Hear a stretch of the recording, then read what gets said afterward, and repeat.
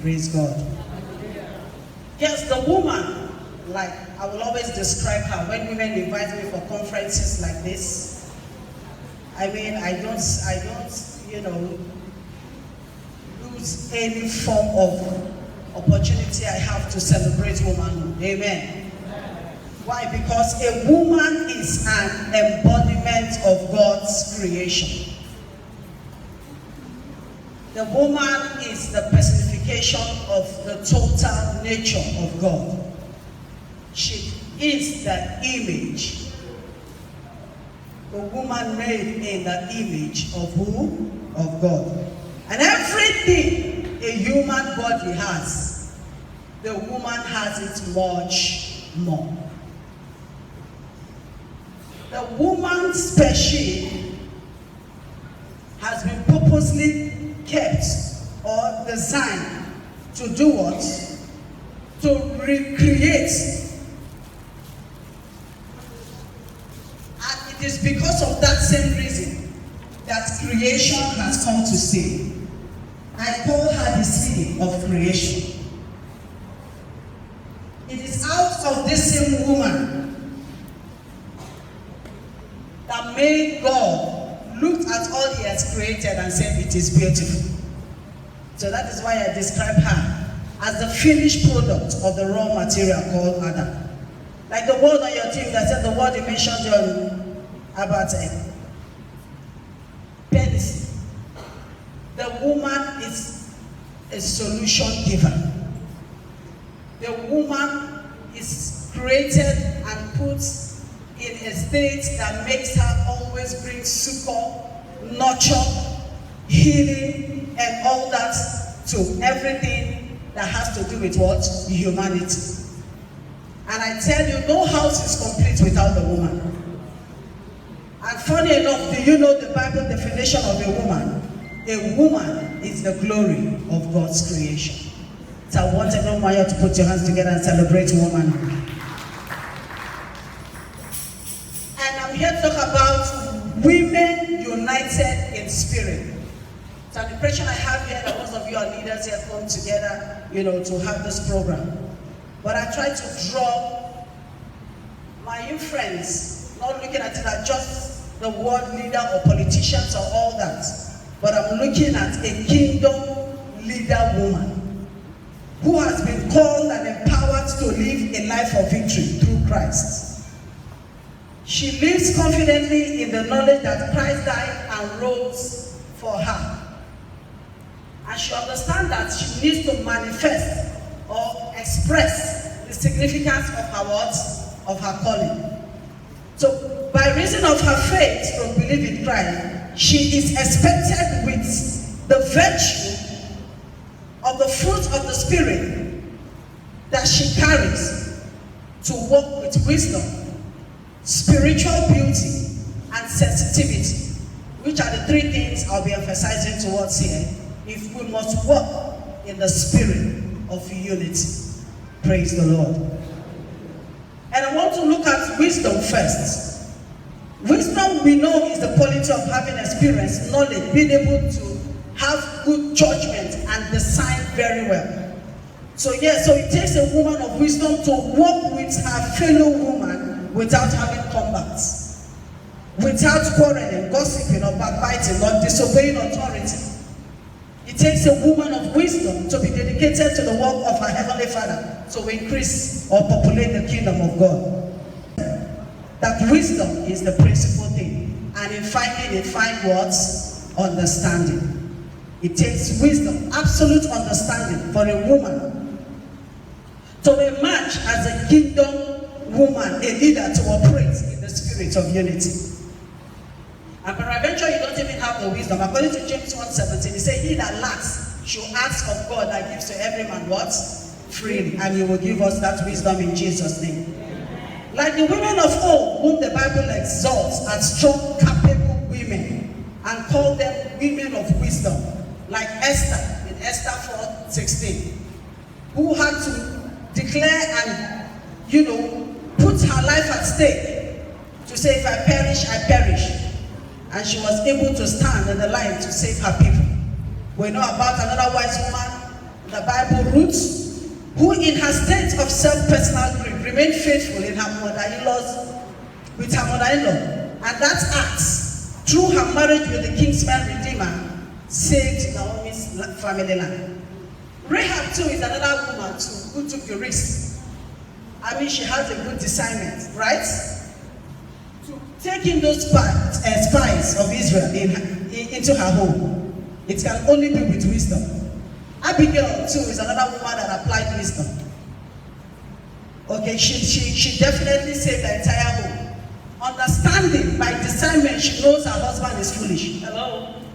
So she had to go ahead to protect her entire family and others from the danger that was coming by virtue of the anger of David against what? Her family. And I want to say here that Mary Magdalene, who ministered with Jesus and also by wisdom remained, was the last person to leave the cross, and she was also the first to see the tomb. And she was the first to see the master. That is a wise woman. That is a woman God has created in his likeness. That is a woman that brings solution. A wise woman is a solution giver. What makes her wise is not just her qualification. She knows it's not her hospitality or her career or whatever, or the title she has in the church. That because they made you the leader of the women's group, or they made you the prayer coordinator, or they made you all that, and possibly you feel you are too wise. No, that is not what wisdom is all about. She understands that very, very well. That her ability to be able to understand that, questioning other women when they are talking, questioning their opinion. Maybe you're in a meeting, you see her, she'll be like, what is she saying? Have you heard women say like that? What is she talking about? Or what does she think she knows? That is good. Is that wisdom? No, it's not. It's foolishness, yes. Is either you're wise or you're what? Foolish. That is an insult. Backbiting other women. Being domineering. Always claiming rights. I mean, you're not interested in taking other people's own, so long as they're not following your own. A woman of wisdom will not live or lead like that. A woman of wisdom will not make a successful team member. A woman of wisdom will not bring about the success of women working in unity if you do not exhibit the right wisdom. Rather, a wise woman is that woman who strives for peace. She patiently keeps quiet in meetings without interruption or interrupting anyone. She rejoices in victory of her fellow woman, right? Because when you hear the funny things that happens in the church, especially among women, you know, women are one of the most difficult persons to lead.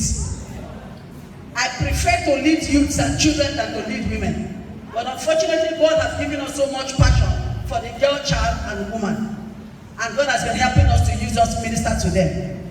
And I believe that at the end of the day, if we understand that God has what? Endowed us with, we will not misuse opportunities given to us to lead, to nurture, to guide, and to make meaning in the assignment God has given to us. Amen. Amen. She rejoices in the victory of her fellow woman. She displays love. A woman of wisdom is that woman that works with a team spirit. I want things to work. I am here because I want things to work. I want it to happen.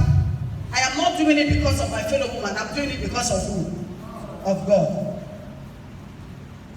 Now this woman understands that instead of grumbling at the negligence of others not doing their job, she goes on to do it because there is a goal that is set and there is a target to be what?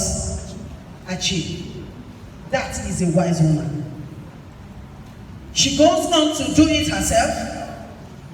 She avoids those insensitive conversations and criticisms. Anyone you gossip with, the person will someday end up gossiping you with another person. That is one truth. So when you want to engage in insensitive conversations and criticisms, you criticize your leaders, you talk against those in authority. I mean, biblically, it is wrong. If they put you in leadership, you will not even be able to do that which that person is doing that they gain as, you know, a higher, you put in a higher rank above you. Without proper structure of leadership or proper structure of how things should go in leadership, things will not work well. The reason for this is for orderliness. So we must be careful the way we talk and criticize and condemn. Always see that person in your shoe. Peradventure you were there. Would you like other people to speak to you about that way? No. Some women are so funny. You always carry that feel. If they see other women doing something and they're successful, then they start having this feeling that they can even do better. Who told you that? Why don't you get there? Until you get there, we will know. You must be wise. There is no wisdom in that. It is pure foolishness. A wise woman knows that a good sense of humor, a good smile, laughter, is a welcoming tool to increasing growth of the church. It is an act of wisdom that as a leader, for you to move in unity, you will always have a good sense of what? Humor. Smile. Welcome people. Your condition or your situation is not worse now. Have you heard about other people's own? What I'm saying is that some women, you will know you're a leader. You know the position you stand as a woman. You bring the issues in your heart to transfer aggression and bring confusions in meeting and the work of the church. I mean, for crying out loud, are you the only person that have issues? And you will hold your face, and if they tell you to do this one, trust women, you'll be itching. What is it? I don't even know why you're here. You complain and grumble. I want to tell us this evening that if there is anything that sets anybody backward, it is grumbling. May we not form that habit in Jesus' name. It takes wisdom. It takes wisdom to walk in the spirit of unity. So go for wisdom. My second point is what I describe as spiritual beauty. I tag it spiritual beauty. If you look with me in the book of James chapter 3 verse 14 to 18. If somebody can read there, James 3, 14 to 18. I may just take that quickly because I really want us to take that. What did it say here? It says, but if you have bitterness, envy, and self-seeking in your hearts, do not boast and lie against the what?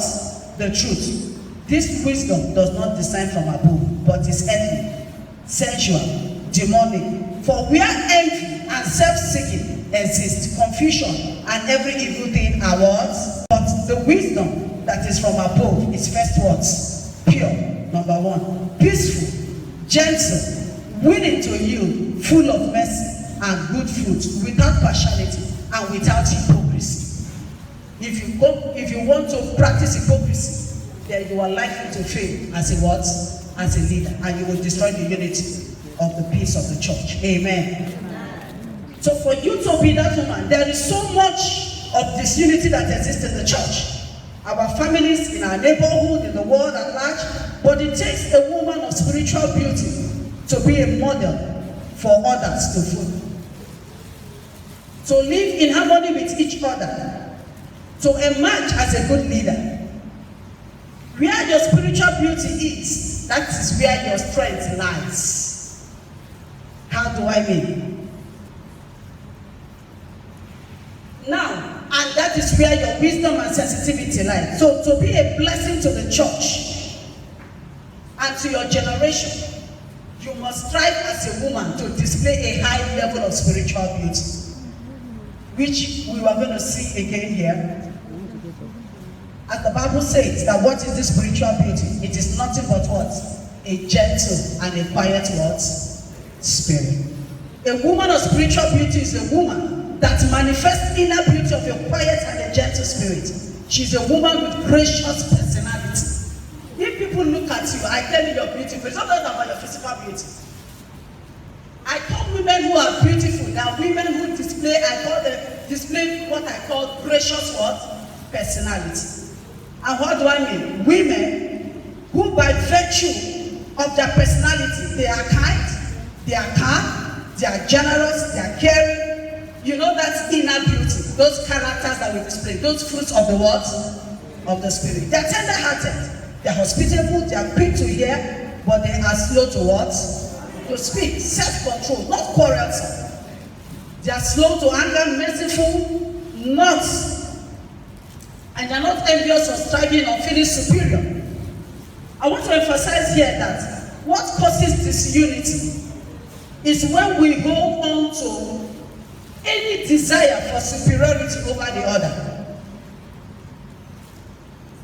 If there is strife in our hearts, then unity is what? Is impossible. If you already exhibit such, may the Lord deliver us in the name of Jesus Christ. These things, it's not saying they don't happen, they have to happen. Sure, but this woman understands that true unity can not exist without the act of selfishness. So it takes a woman that fears God and honors His word to be one of spiritual beauty, according to Ephesians chapter 4, verse 2 to 3. Just let me take that. Quickly, Ephesians 4, and I'll round up with that. Praise the Lord. Hallelujah. Ephesians chapter 4, if you're there, you read. If not, I'll quickly take it. Ephesians 4, from verse 2 to 3. And it says, with all lowliness and gentleness, with long suffering, bearing with one another in love, endeavoring to keep the unity of the Spirit in bond of what? Of peace. So I need us to know that you cannot come out as a woman with all that God has endowed in you, but you have very bad character. Some women are too quarrelsome. As if the messages they hear every day does not have any impact in them. You belong to a group, you're a leader of a church as this. I mean, you shouldn't be found